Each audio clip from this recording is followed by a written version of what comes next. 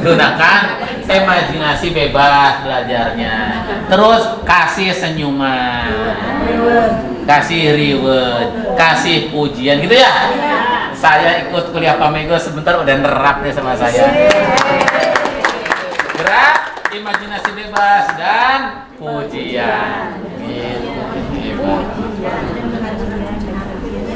Ya, itu perbanyak. Jadi nanti berbanyaklah tersenyum Pak anak-anaknya.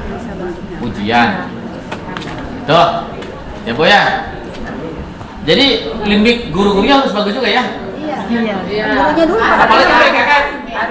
Gurunya dulu kan. Iya. Coba kalau sangat jamur buat wae.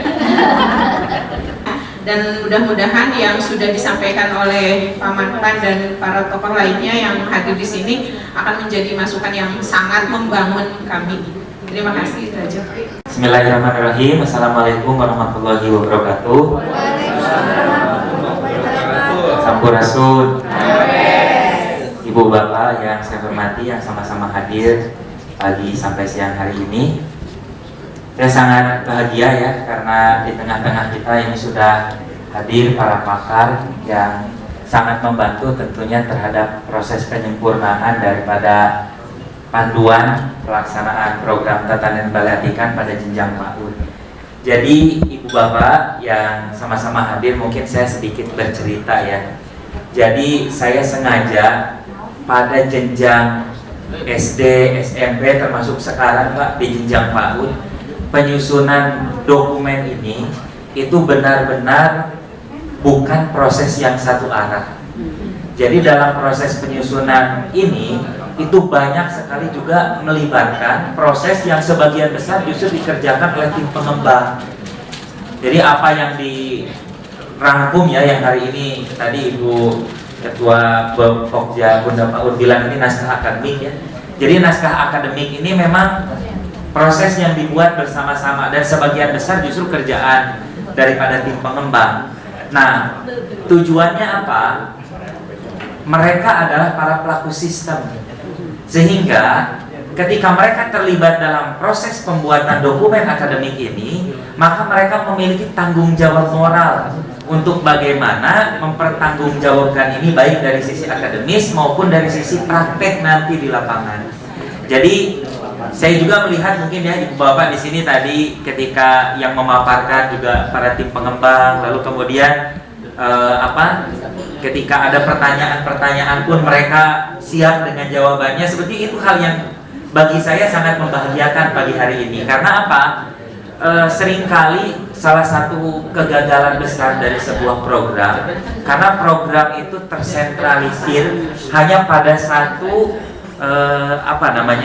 sistem atau sumber penting yang ada di sana. Misalkan bisa saja Dinas Pendidikan membuat program ini memanggil ahli 3-4 orang, lalu diproyekkan, ditenderkan, 1 bulan selesai, lalu disebarkan, harus diimplementasikan oleh setiap satuan pendidikan di jenjang PAUD. Nah, ini format yang kami buat ini cukup berbeda. Karena apa?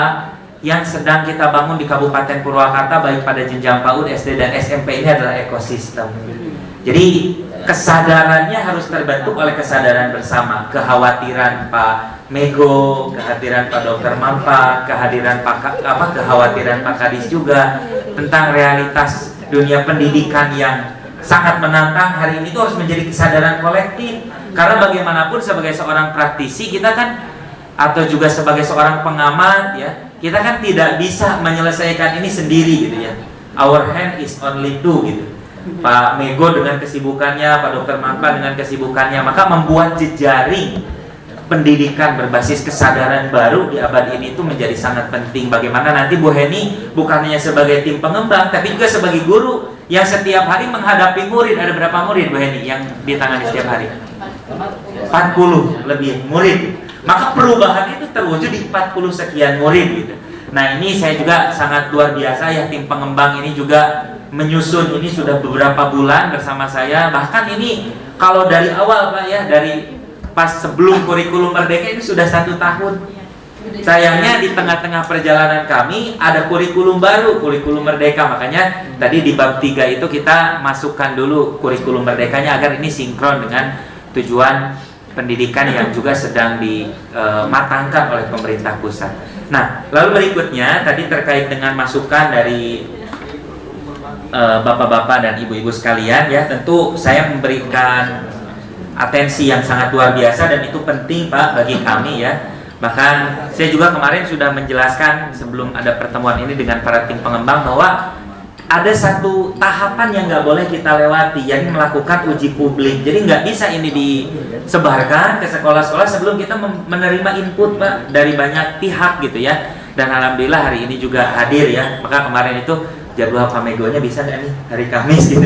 Kita sebenarnya menyesuaikan dengan jadwal bapak-bapak sekalian gitu, dan alhamdulillah bisa hadir hari ini.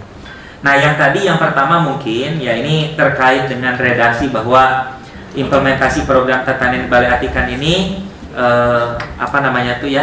memberikan daya dukung terhadap pengembangan pada aspek kognitif. Tentu ini tidak ya, karena bahkan di panduan yang SD SMP itu sudah dijelaskan ya, ini nggak tahu misalnya di mana.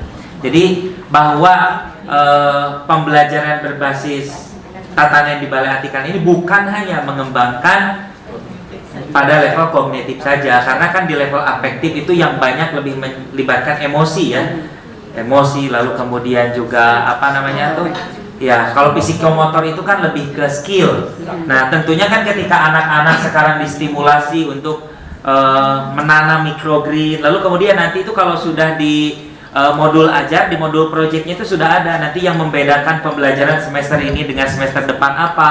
Lalu kemudian kalau berbicara PAUD ini kan ada jenjang usia ya, pendidikan anak usia dini itu ada jenjang usianya, ada bahkan kan terklasifikasi lagi, ada anak-anak yang masuk ke kelompok belajar gitu ya, ada yang SPS, ada yang TK.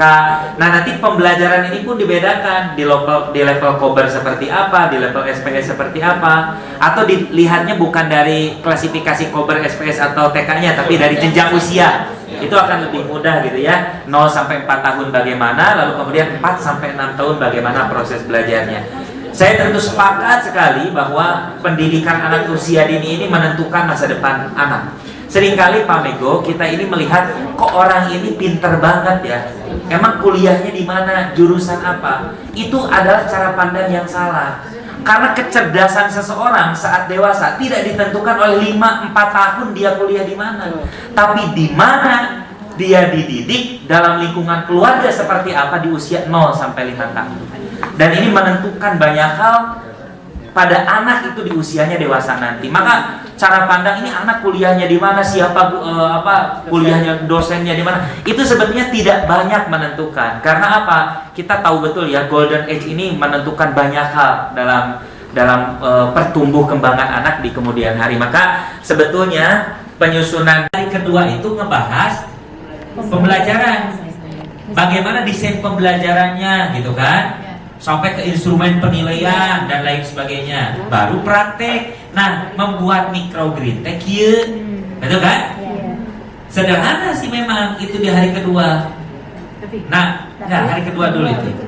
Nah hari ketiga itu micro teaching. Nah tadinya kan begitu. Di PAUD itu gimana? Nah itu coba kita sesuaikan nanti, karena akan muncul itu nanti Bu pertanyaan seperti ngalbatkeun waktosna abdi kumaha ieu teh 30 menit teh. Da orang mah pasti Bu ketika dia pelatihan pasti yang dikejar itu teknis. Kadang-kadang orang baik teu ngarti konsepna oge ieu kumaha ngajalankeunana. Asli abdi mah. Karena naon?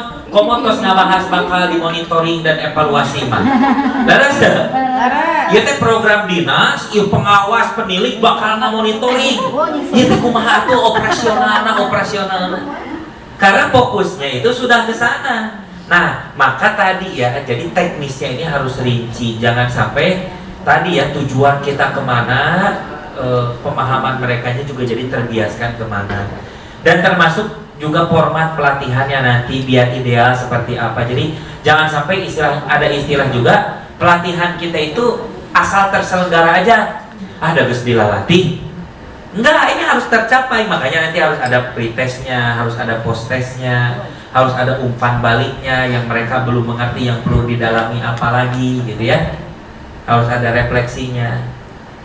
Nah, kayak gitu. Jadi itu mungkin ya. Jadi biar ibu bapak di sini tahu nih, pekerjaan kita minggu depan itu nggak sesederhana PUP gitu ya. Tapi ada beberapa hal yang perlu kita rincikan lagi bersama-sama.